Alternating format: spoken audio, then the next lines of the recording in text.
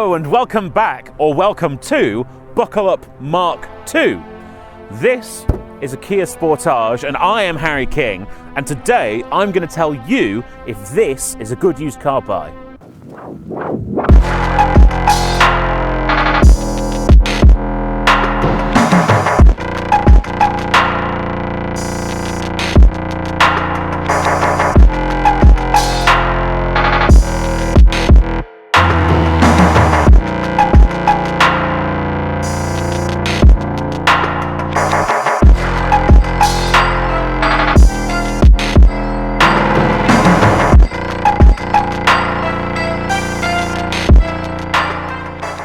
Are you all sitting comfortably? Then I'll begin. It's a Kia, there's some chrome. This is the predecessor to the Tiger Nose grille. The only difference that I can see is it's pointy up here, but it was the generation after this where they launched the Tiger Nose. This is actually a third generation Kia Sportage. Don't be confused by the plate. This one went from 2010 to 2014. And then in 15 they brought out a new model, but this must have been one of the last ones off the forecourt. So it's a special edition, which we will get onto later. Otherwise, you've got nice big friendly lights, big friendly fog lights as well. You've got a little chin spoilery thing that's also kind of going for a brush guard. This is a crossover after all, though it's quite smooth and jelly bean shaped rather than big, bluff and scary like an off-roader. But let's see what's going on at the side. First things first, let's look at these wheels. They're 17-inch alloys on this one, and I quite like this little step design they've got going on inside them. Big old door mirror, chrome door handles, chrome waistline, and shiny roof bars to, I guess, lift the car a little bit. You do actually have black framing around the wheels, though in this darker body colour you can't really see, but there to make it look a bit chunkier and more off-roady. And then here we have the special edition. This is an Axis edition. Really, I think this was just an attempt to sell as many models in the final year of production as possible. It did actually get facelifted for its final year of its 4-year production run, which is a bit mad because then the next year they launched a brand new model which they must have already had in development when they decided to facelift this one. I don't know what they were thinking, but clearly they did have a plan because this and the subsequent model were both best sellers. Now around the back, we come to this, I think, the most bulbous of angles on this jelly bean. You do have a sort of spoilerish thing up here, but otherwise it's very big and very round. Now that is for a reason, but first, some badges. Eco-dynamic, it's a diesel, that's the model badge, and the door handle, boot opening handle, isn't here, it's right down here, so it can get a little bit mucky from road grime if you're bothered by that kind of thing.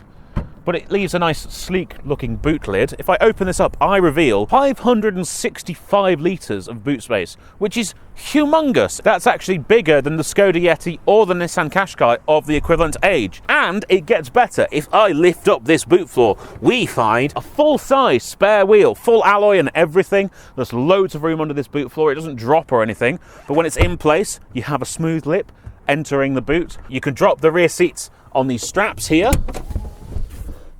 and you'll also see that you have a continuous boot floor, very practical. You've got a 12-volt socket in here. You've got 6 different tie-down points. You have a little hidden cubby pocket down here. And while you can't put the parcel shelf under the floor, there is a second position down on the floor where you can fix the parcel shelf if you need the full height of the boot while you've got a long load in. All good stuff. But is it as good in the rear seats? Okay, so the space back here for me is a little limited. This seat is in my driver's position, and I do have to put my knees either side of this seat in front of me. I have just about enough headroom, so taller adults will be okay, but if you're over 6 foot, maybe that's pushing it. I'm 180 centimetres or 5'11", whichever takes your fancy. Features back here, you've got seat back pockets. They're this kind of net style, not super spacious. You've got 2 door pockets. You've got kind of a big one with space for a bottle or a can or something, and then a sort of little pocket up here that doubles as the pull handle for the door, but that's quite useful. And you do have this fold down center armrest with 2 cup holders in it. No through loading though, and it is a 60/40 folding seat. The center seat is narrower and taller, but it's a fairly flat floor and there's quite a lot of space there. You'd be okay with 3 teenagers or children back here, I think, but 3 adults would be a bit of a push. Center of the seats is Alcantara, outside is leather-ish, and you do have Isofix on these seats as well. One small gripe is the middle seat belt does come out of the ceiling up here, so that's obviously not ideal, but I understand why it's happened. And you don't seem to have any power outlets anywhere, which kind of shows the age of the car. But let's see how it's aged in the front. So here in the front, it is nice and spacious, and you do have some nice materials in here. So there's kind of a leather soft top here. Obviously the seats have the Alcantara centers, leather outside. There's a leather effect steering wheel, but there are some fairly scratchy plastics around the place due to the age of the car and the segment it was in at the time. This is, I mean, it feels very solid actually. I've got to say, this is a 9-year-old car and everything in here is still attached correctly. So it is nice and solid, but obviously it's just a bit cheaper feeling than modern car interiors. I think if you're getting out of this from a car from, say, 2010, this would be very nice. It'd be very lovely. You get a touch screen in here, touchscreen navigation system, dual zone climate control. You've got 12-volt power outlet as well as a USB and an aux cable to play your tunes. This does also have Bluetooth. I've got a plethora of steering wheel controls. So I've got regular cruise control, I've got audio controls here, I've got my call controls down here, and then auto wipers, auto headlights. I've got hill descent control, even though this is the front wheel drive model. Manual gearbox. I like the action on this. To get into reverse, you lift this like you would on an automatic gearbox to get it all the way over, which is a little bit novel. Proper handbrake. And then you've got loads of cubbies. This is actually someone's car who we know, who you may know. This is Leah's car, who is our sometimes camera assistant. You may remember her from the convertible triple test.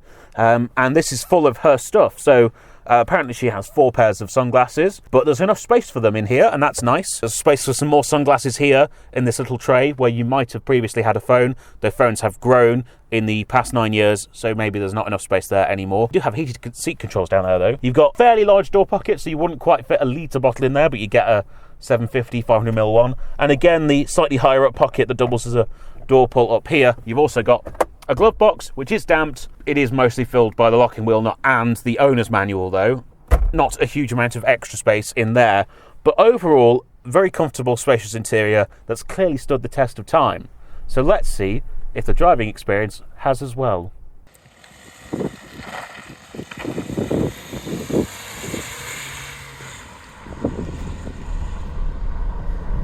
Okay, so driving the Kia Sportage. Let's start with some headline figures. This is the 1.7 diesel engine, by far the best seller, so this is the one you're most likely to find used. It has 116 PS, 260 Newton meters, so not the most powerful engine in the world, but it's diesel, it's torquey, it's good. All that torque comes in 1,250 RPM. Nice. Gets down the road well. Comparability wise, if you're looking at this, you might be looking at a first gen Tiguan or an equivalent VW product. The 1.6 in one of those is about the same as this. This does sound a little bit gruffer than those would, but it's perfectly good performance figures for a family vehicle, for a reliable, safe family vehicle. And this is very reliable. So obviously it came with that 7-year warranty, which means even though this is a 65 plate car, its warranty only ran out 2 years ago. So all of the work should have been done to a high standard because the car was in warranty still, which is important when buying a used car. And the second thing is, on the JD Power reliability survey, this got top scores. It was 5 stars across the board. It's a very solid car. It's a very solid engine. This engine has been in lots of Kia and Hyundai products.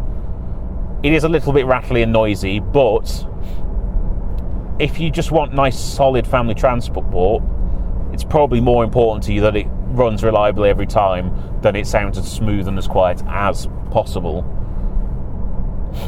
In the fun department, you're probably not buying a family crossover, so you can have the most fun driving experience. If you do want that, I would recommend a Ford Kuga over this, but steering weight actually is quite good. I get a decent amount of communication from the steering wheel. The brake pedal is a little bit hard and a little bit numb. There's a little bit of play in the gearbox, but actually it slots into place nicely. It's not hard to find any of the gears.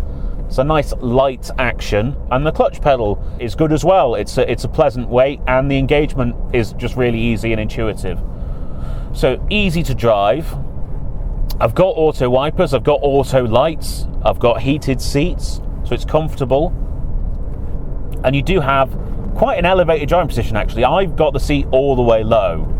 and I still feel like I'm raised up over the road in a commandish driving position. So that's actually quite good, because in a lot of crossovers you're not raised up that high, and I feel like it defeats the entire point of buying one if you're not going to have a good view ahead. And the glass house is nice and big, and the mirrors are nice and big, very easy to see everything, and you get a reversing camera. The seats are very comfortable as well, they're nice and supportive, there's plenty of adjustment in them, it's all manual, but you'd be very comfortable on a long drive. And importantly, the ride is not too roly-poly, so if you've got car seat children, they won't suffer too badly. Obviously the downside of that is it's a little bit harder over some rougher surfaces, but it doesn't crash, it doesn't jolt the car about or anything. It's not dangerous, it's just not quite as comfortable as some other cars in class. The control weights actually on all of the buttons and everything do feel quite nice. For what is I mean, we're 2 generations on from this now. Oh.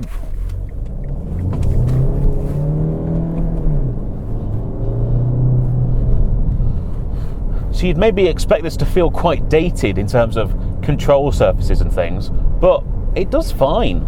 It was an odd generation, this one. It's only 4 model years.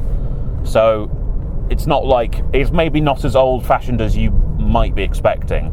There's also just lots of room in here. This is a nice spacious car, but it's not too wide, it's not too long, it's shorter than my Dacia Jogger, and it's only about 1.8 metres wide. You'll fit it through traffic, no bother. You'll get it parked in a normal car parking space. And still you've got that really big boot. You've got enough space in the back seats for children or smaller adults, or actually pretty tall adults, provided that you're not behind a very tall front passenger. I just feel like it's ticking all the really important boxes for me in terms of what you might want from a used car that you're going to be using on a regular basis or for lots of miles. It's economical, it's reliable, it's comfortable, and it's easy to buy one because they were so popular new, and they were so popular new because they were good cars. But before I go on any further, let's actually go back and do a proper conclusion.